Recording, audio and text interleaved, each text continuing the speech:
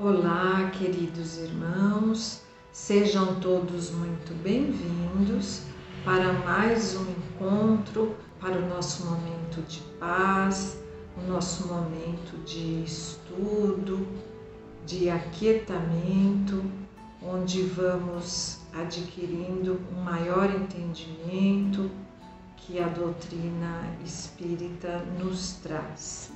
Nós somos da SECA, Comunidade Espírita Caminheiros do Amor. O nosso endereço é a Rua Arnaldo Magnicaro, número 1370, bairro Campo Grande, zona sul da cidade de São Paulo. Antes de começarmos com a leitura do Livro dos Espíritos, vamos todos juntos para a nossa prece.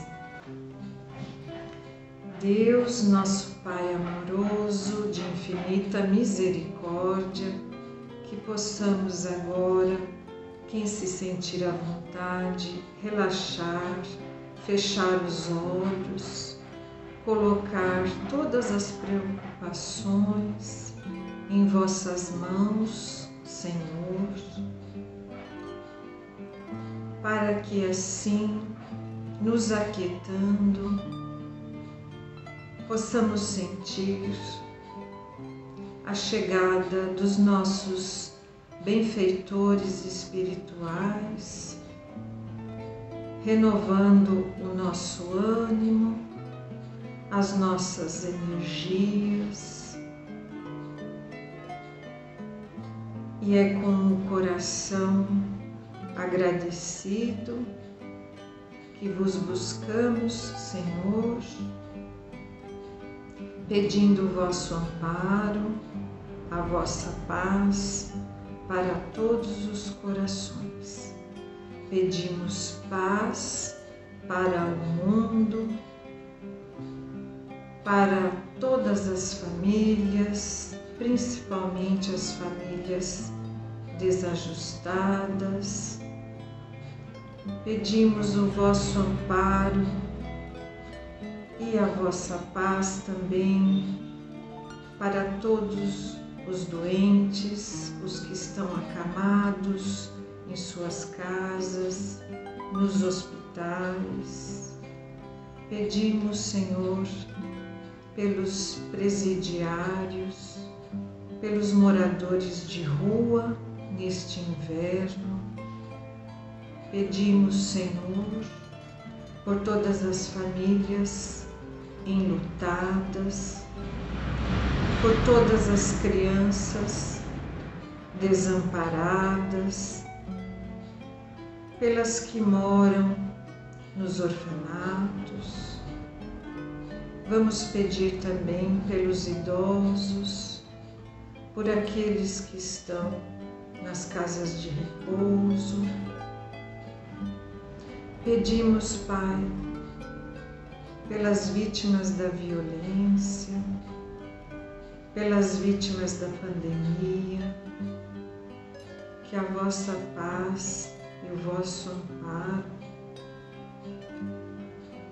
nasça em todos os corações. Que assim seja, graças a Deus. O estudo de hoje, queridos irmãos, é o Livro dos Espíritos. Nós continuamos no capítulo 2, Penas e Gozos Futuros. A nossa questão de hoje é apenas a questão 980. Kardec questiona: o laço de simpatia que une os espíritos da mesma ordem é para eles um motivo de felicidade? Eis a resposta da espiritualidade. A união dos espíritos que se simpatizam pelo bem é para eles um dos maiores gozos, porque não teme ver essa união perturbada pelo egoísmo. Eles formam no mundo inteiramente espiritual as famílias do mesmo sentimento. Estão aí na mesma sintonia. É o laço de luz que os une, pois são espíritos do bem. É nisso que consiste a felicidade espiritual. Como em teu mundo os homens, a humanidade, se agrupam em categorias e gozam de um certo prazer quando se reúnem, a afeição pura e sincera que provam e de que são objeto é um motivo de felicidade. Pois lá não há falsos amigos nem hipócritas. E aí Kardec em seguida faz esta observação: o homem goza as primícias dessa felicidade sobre a terra quando encontra almas com as quais pode confundir-se numa união pura e santa. Numa vida mais depurada, esse prazer será inefável, ou seja, será de grande encantamento e sem limites, porque ele só encontrará almas simpáticas que o egoísmo não tornou indiferentes, pois tudo é amor na natureza. O egoísmo é o que o aniquila. Isso nos traz muita alegria, é muito gratificante saber que um dia nós também vamos chegar nesta mesma categoria desses espíritos mais elevados. Esses espíritos, eles já estão unidos pelo amor. Eles são espíritos seguidores do Cristo. Nós sabemos que esse laço de simpatia, que eles estão unidos por esta afinidade, é uma afinidade pelo bem. Mas a afinidade e a simpatia também pode unir os espíritos pelo mal, tanto os encarnados quanto os desencarnados, né? Porque a simpatia, a afinidade é uma semelhança, é uma atração que une os espíritos de uma mesma categoria. É a escala espiritual, é a ordem dos espíritos. Então, para nós é um alento quando nós temos esse conhecimento que esses espíritos que estão unidos por esse laço de amor, por esse laço de luz, estão aí para nos amparar. Quando nós nos dispomos a orar, a fazer a prece, a fazer o Evangelho no lar, que é tão importante, que é um laço de união para a família toda, onde harmonizamos a nossa casa, trazemos mais paz e entendimento para o nosso lar.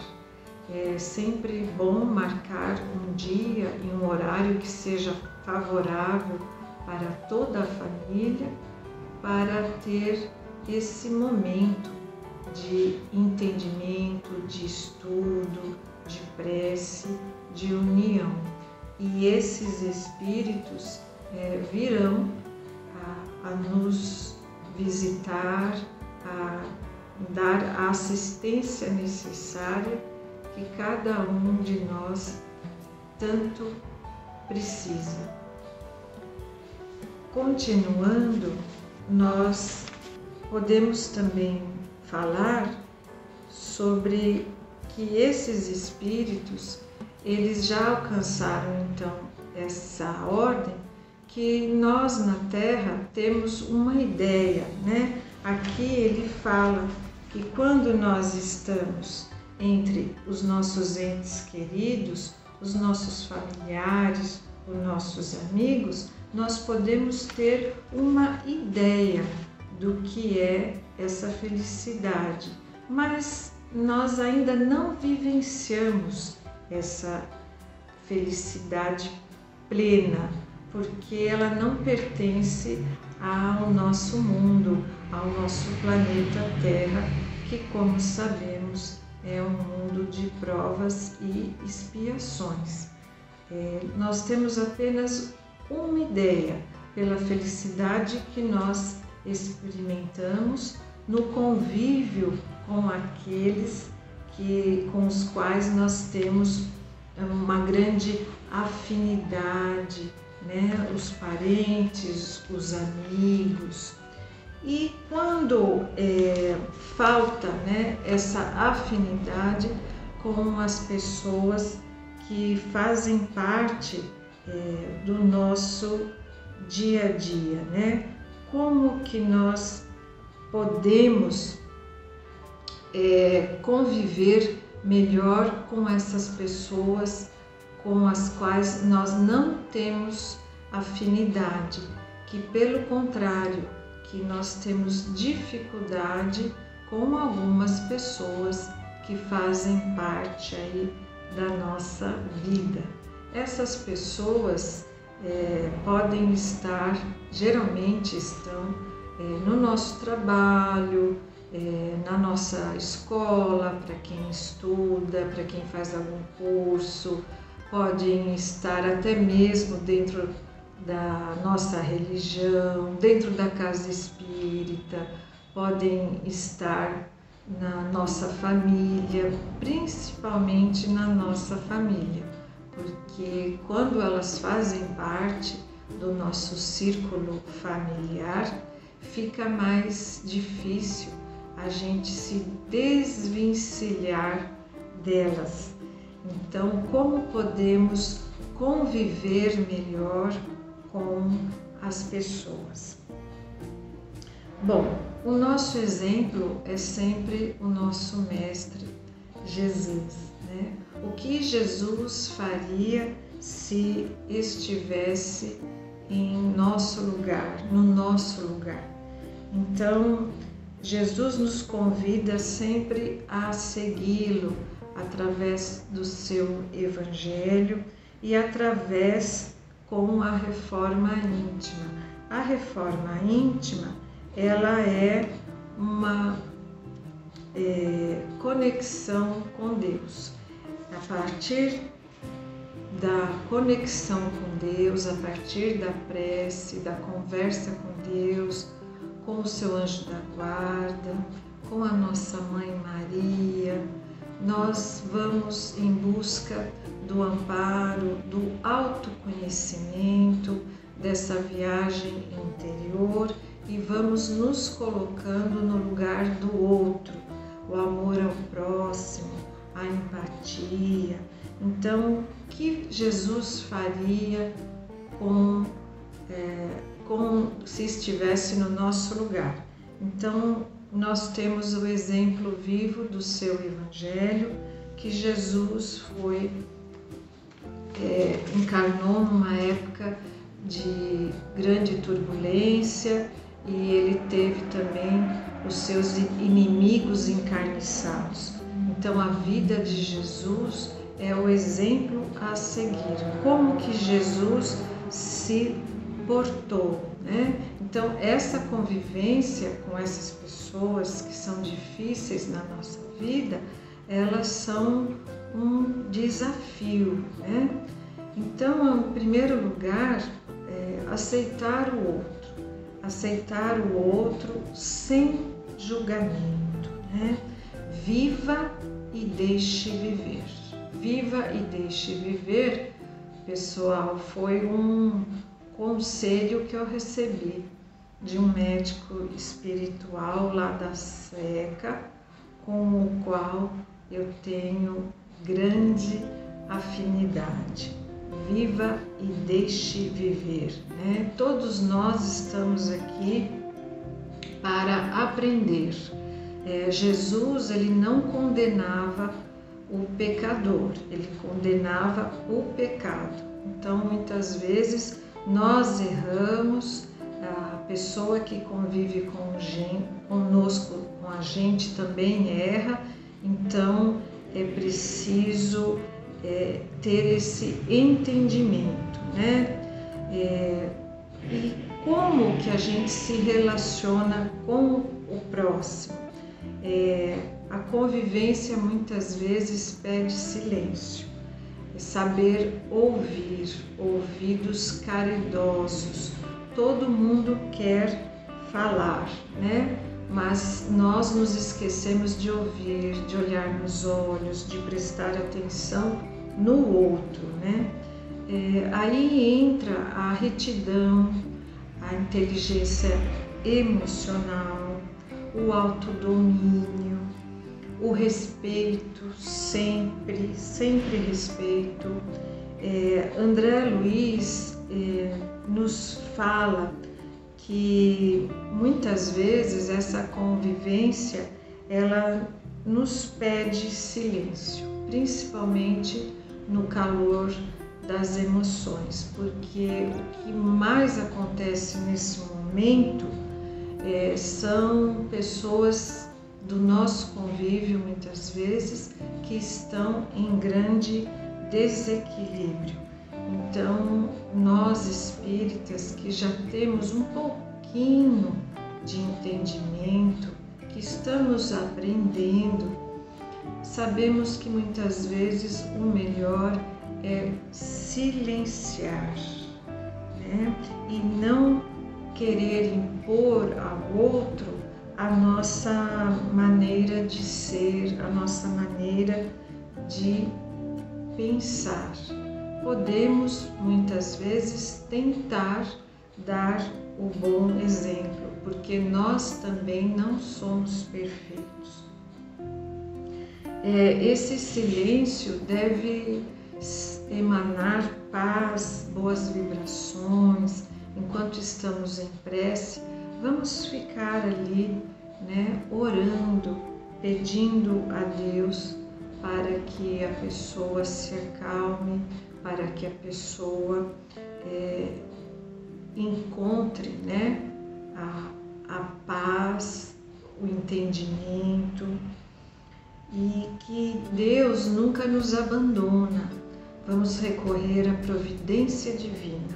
A providência divina nos socorre e socorre também o outro que está em desequilíbrio, que está em grande aflição. Lembremos sempre do poder da prece. André Luiz também, além de nos recomendar o silêncio no momento certo, ele também nos fala que quando a palavra nos ofende, não devolva. Então aí realmente entra o nosso autodomínio, a nossa inteligência emocional. E se a ironia, né, nos incomoda, não reaja, não entre na mesma sintonia do outro, porque senão você vai estar se igualando, você vai entrar no mesmo padrão vibratório do outro. O que é o padrão vibratório? É a nossa energia, aquela energia que emana de nós, dos nossos pensamentos. Lembrando sempre que o pensamento é uma energia muito poderosa. Nós somos aquilo que atraímos para nós, né? É uma atração como um imã. Daí o cuidado com o pensamento, que nós sempre recomendamos, né? Orar e vigiar. Tudo que eu pensar, eu vou atrair para mim. Aí André Luiz também nos fala para que sejamos donos de si, né? Então é esse autodomínio, para não entrarmos nessa sintonia malévola. E se acontecer a discussão, ele nos fala, não entre, né? Então, não entre na discussão, justamente para você não se igualar nesta sintonia, nesse padrão vibratório difícil. O padrão vibratório difícil, essa energia, né, que sai de nós, que ela é capaz de contaminar todo o ambiente, as pessoas à nossa volta, e ela faz com que a mesma pessoa que seja mais ateia, que não acredite em Deus, essa pessoa entra no ambiente e sente o ambiente que a gente fala que está pesado, né? Então a pessoa mais descrente percebe, consegue sentir, e esse ambiente ele vai se formando através dos nossos pensamentos, das nossas atitudes menos caridosas. Então vejam o poder que nós temos de mudar o ambiente, de mudar a realidade da nossa vida. E para encerrarmos, eu gostaria de recomendar 2 livros. Um dos livros já é bem conhecido aí de muita gente, é o Manual Prático do Espírita. Do autor é o Ney Pietro Pérez. Então ele fala muito do autodomínio, do autoconhecimento.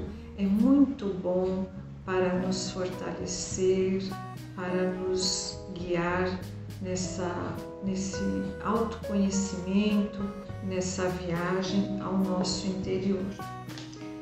E temos também aqui, né, o outro livro tão conhecido, Caminho, Verdade e Vida, pelo Espírito Emmanuel, psicografado pelo Chico Xavier. E vamos então encerrando com a mensagem que ele nos traz. O item 21, Caminhos Retos. E ele lhes disse: lançai a rede para a banda direita do barco e achareis. É João, capítulo 21, versículo 6. A vida deveria constituir, por parte de todos nós, rigorosa observância dos sagrados interesses de Deus. Frequentemente, porém, a criatura busca sobrepor-se aos desígnios divinos. Estabelece-se então o desequilíbrio, porque ninguém enganará a divina lei, e o homem sofre compulsoriamente na tarefa de reparação. Então, qual o interesse que buscamos? Os nossos interesses, a nossa conveniência ou o interesse divino, o interesse de Jesus?